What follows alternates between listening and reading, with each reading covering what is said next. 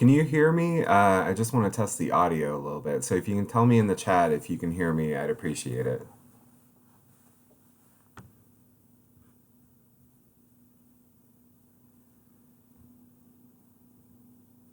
Okay, great. Thank you.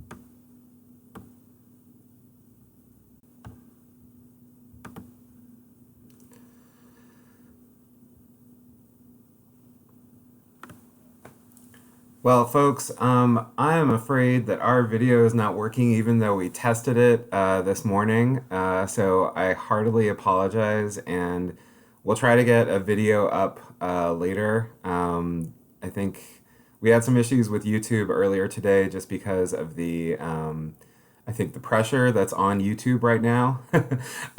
So I thought we'll might as well get started. You can at least hear me, so that's good.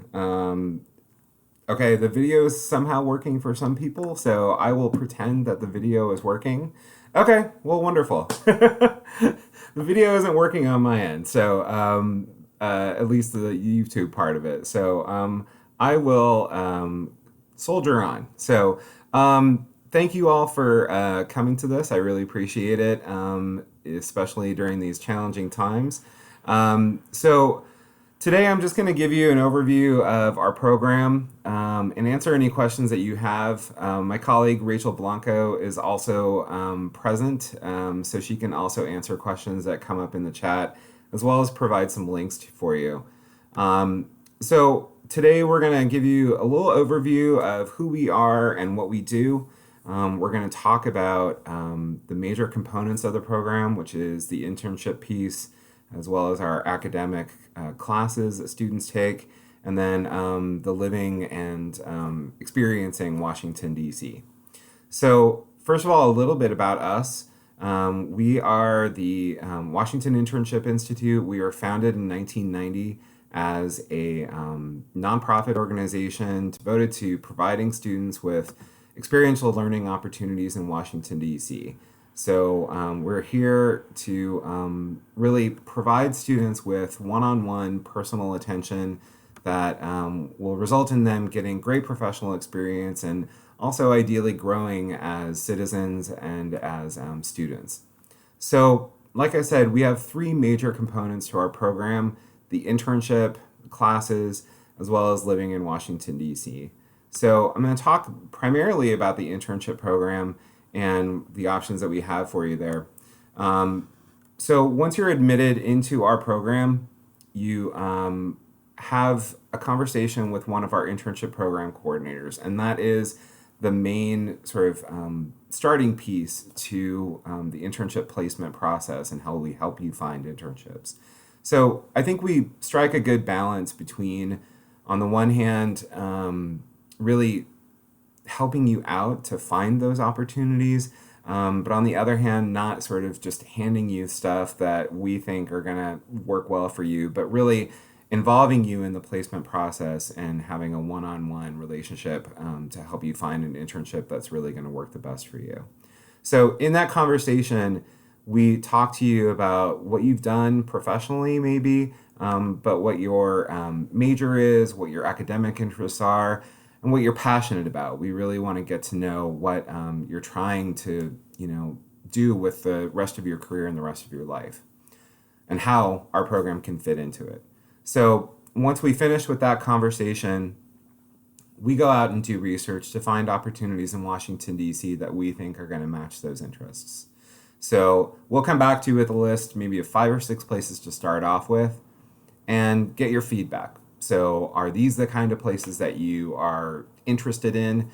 The kinds of working environments, the kinds of focus on the things that you're interested in. And then once we kind of go back and forth a little bit, then we will come up with a list that we really want to work with you on applying for. So we're going to help you with cover letters, we're going to help you with resumes, eventually we'll help you with telephone interview preparation, and then also counsel you on the opportunities that you've received offers for, on which one's really going to work the best for you. So we like to say that we're kind of working as your agent in Washington, D.C., and helping you through every step of the process until you get that internship in Washington. I know the most common question that we get is, where can students intern? And it's kind of a hard question to answer in some ways because we treat every student as an individual. And so we don't have this bucket of internships that we just kind of dole out to people. What we really try to do is work one-on-one with students. So I'll talk kind of broadly about where students can intern. We have a long list on our website of where students have interned recently to give you some sort of context for the internships that are available. First of all, obviously, students intern with the federal government. We've had students this past year intern up on Capitol Hill, as well as at the Supreme Court, and then a really wide variety of agencies and departments. So we've had students at the FBI Academy, at the IRS, at the Department of Education. So again, a really wide variety of places within the government itself. And then there's all of the things that are outside of the government, which really forms the majority of the places where students typically intern. So these might be nonprofit organizations that serve the local DC community. They might be international organizations that talk about trade or work on trade, or advocacy organizations on a particular issue. We also have students intern at membership organizations. So if there's an industry that you're really interested in, likely their headquarters for that industry, the lobbying group for that industry, will be in Washington, D.C. So those are kind of talking in general terms about the different places that a lot of our students intern at. So again, that's going to form the main part of your experience because you're going to intern 4 days out of the week in Washington, D.C. And we work with our partners to make sure that that work is substantive. We try to target for about 80% of that work being substantive and not just clerical work or making coffee or whatever it is. So that's 4 days out of the week. The other day of the week, you come into our offices, to our classroom, where we have faculty who instruct you on 2 classes. One of those classes is called the Internship Seminar. And that class is intended to help you really process what you're learning in your internship and make the most out of it, and help you prepare for the next steps in your career. So the things that you do in that class, you work on networking techniques and interviewing techniques. You also really work on your communication skills, both in public speaking and in writing. And then you also do things to kind of figure out how you might be able to progress in your career. So we have things like a informational interview that you do with someone in your field so that you can get a sense from someone actually in your field how they got to where they are. So the other class that you take is called the core course, and we always offer 2 courses in one of 2 different subject areas. One course is called Inside Washington, Politics and Policy, and the other course is called International and Foreign Policy Studies. And both of those classes are kind of typical academic seminars, and they focus on the policy issues that really take place every day in Washington, D.C. And we want to make sure that you're taking advantage of being in Washington by having people come in to talk to you about the work that they do in those fields, as well as going out and visiting places in Washington, D.C. where that work happens. So it might be embassies, it might be the Pentagon, it might be Capitol Hill, it might be different think tanks. So you're kind of getting a first-person view of how things work in Washington, D.C. So those are the two classes that you would take with us, and that's kind of your working week. So you're interning 4 days out of the week. Our classes are usually held Tuesday, Wednesday, or Thursday, depending on the schedule. But that's your working week. The rest of the time, we really encourage you to explore Washington, D.C. So, first of all, we have apartments that we offer to our students. You don't have to use our apartments, but most of our students do. And those apartments you share with other students participating in the program, other interns. They're 2 bedroom, 2 bath apartments. And so you'll share a bedroom with another student, and then the 4 of you, or sometimes 3 people, will share the apartment. And the apartments are located in Crystal City, Virginia, and they are a 5-minute walk from the metro station there, and then 15-20 minutes you're in the heart of Washington, D.C. And nearby there's a lot of amenities. There's a mall a 10-minute walk away, there's grocery stores, restaurants, nightlife, and it's a very safe area, and again, very accessible to Washington, D.C.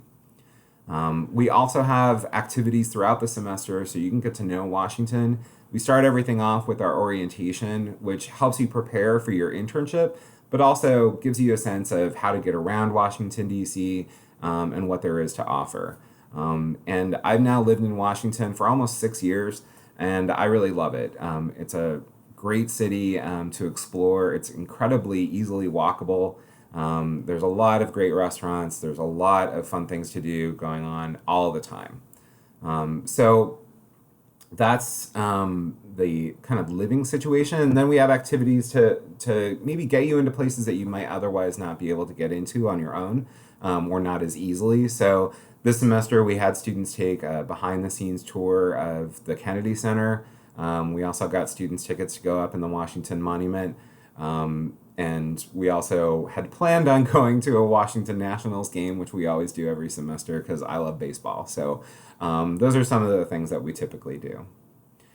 So that's kind of the 3 components to our program: the internship, the classroom experience, as well as sort of living and working in DC and experiencing the great city that it is.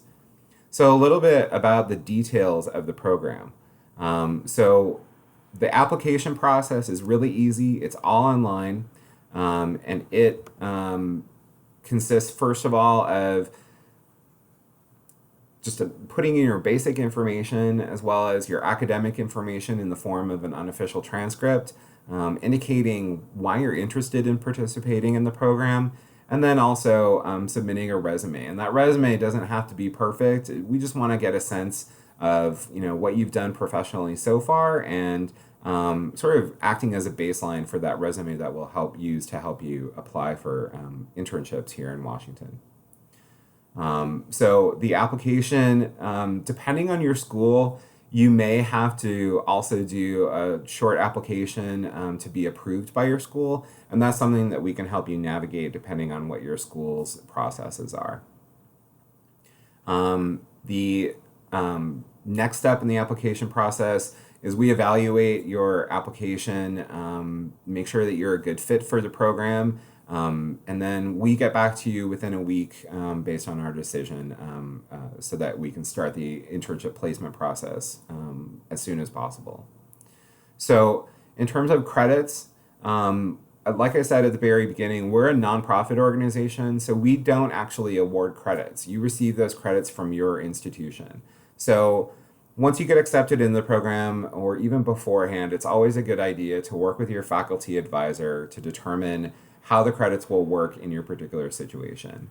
Most of our students earn a full semester or almost a full semester's worth of credit for the fall and spring semester.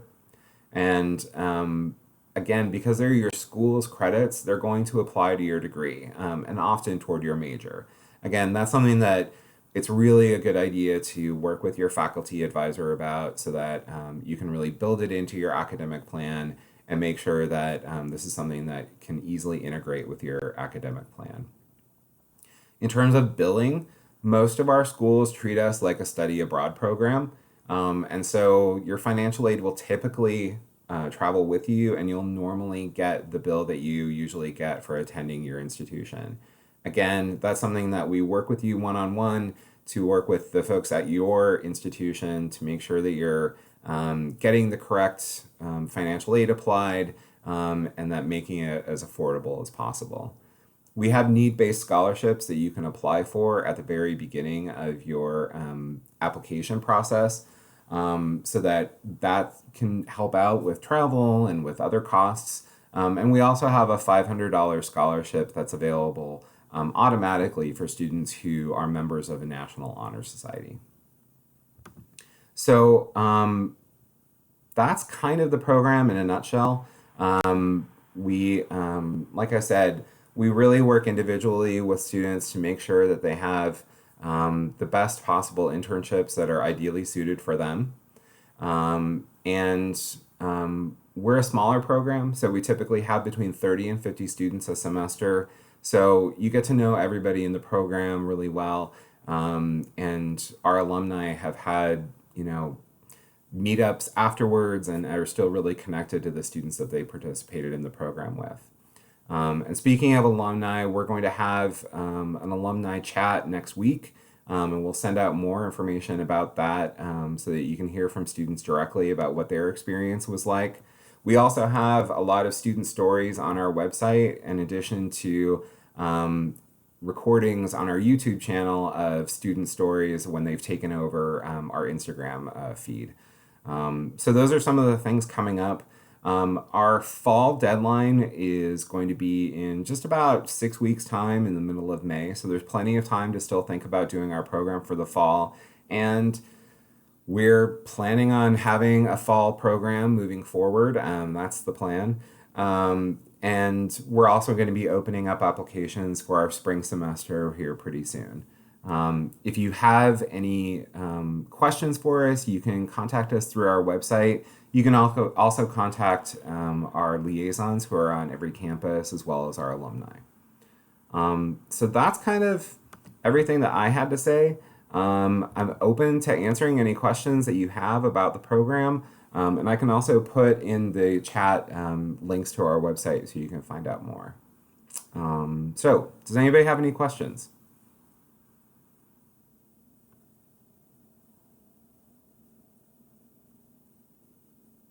This is kind of awkward because I can't hear people, and I'm usually able to hear people.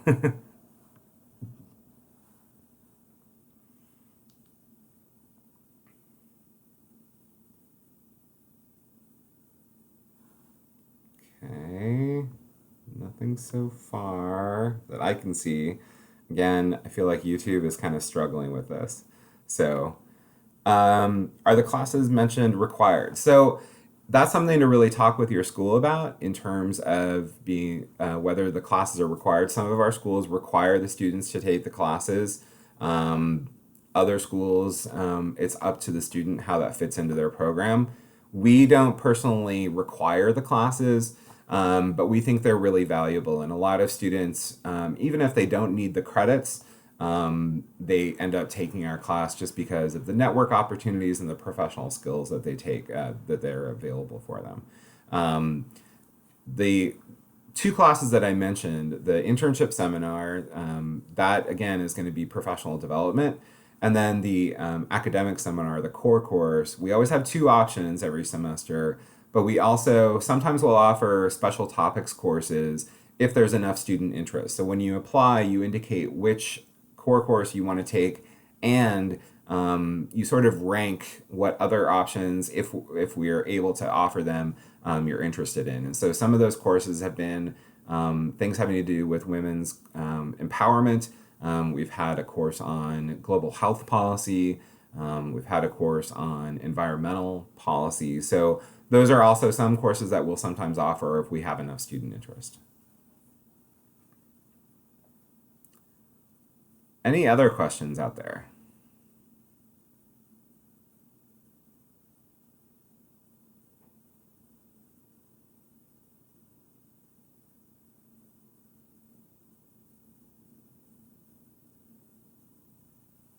Okay.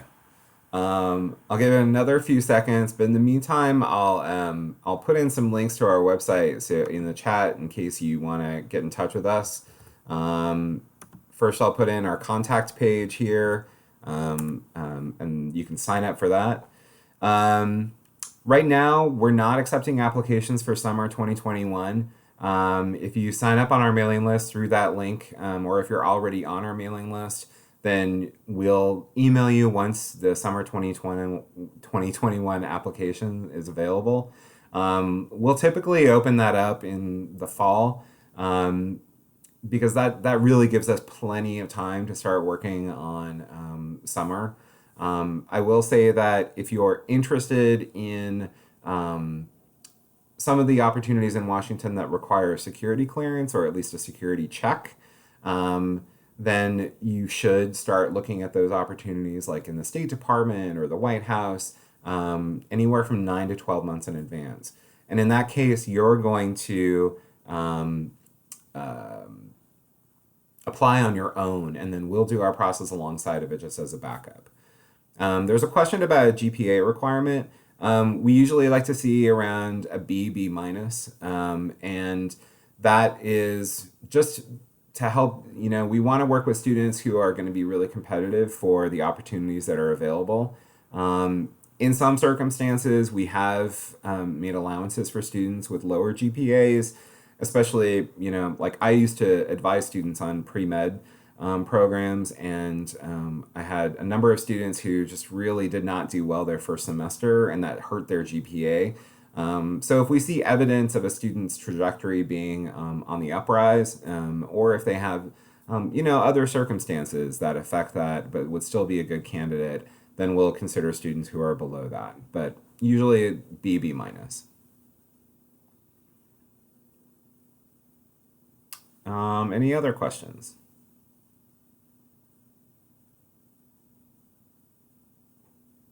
Okay. Well, thank you all for coming. I appreciate it. I hope you're hanging in there. We are still working with our spring students and plan on having our summer program. I have another question. We do have students intern at the Smithsonian all the time. We have students. I think this past semester we had a student at the African American History and Culture Museum, as well as American History. I know we've had students at the National Archives in the past, at the Holocaust Museum. So again, it kind of depends on what your interests are and then what the opportunities are available for when you're interested in coming. But yeah, we've certainly had students have internships at the Smithsonian and other museums.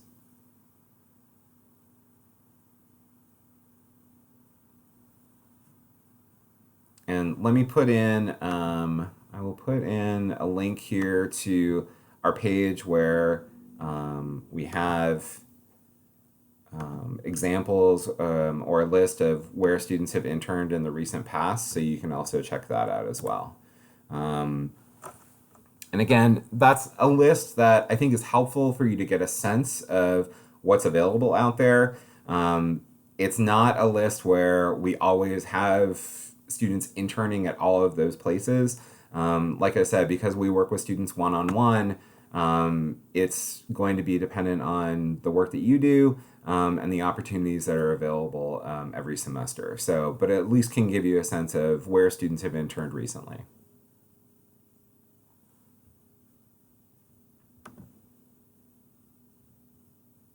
Okay. Well, like I said, if you have any other questions, please feel free to contact us through our website. We're also on all the social media, which is linked on our YouTube page if you want to check that out. Like I said, we're accepting fall applications right now for another month and a half, and we fully expect to have a fall program. So again, feel free to apply for fall. We'll be opening up spring very soon, and we'll alert you to that if you can check our website or sign up for our mailing list, and we'll keep you informed of what's going on. So thank you again for coming. I really appreciate it. Thanks for being patient with sort of my technical issues. And I hope you have a really, really great rest of your week, and I hope you're staying safe and healthy. So again, thanks a lot. See y'all later. Bye-bye.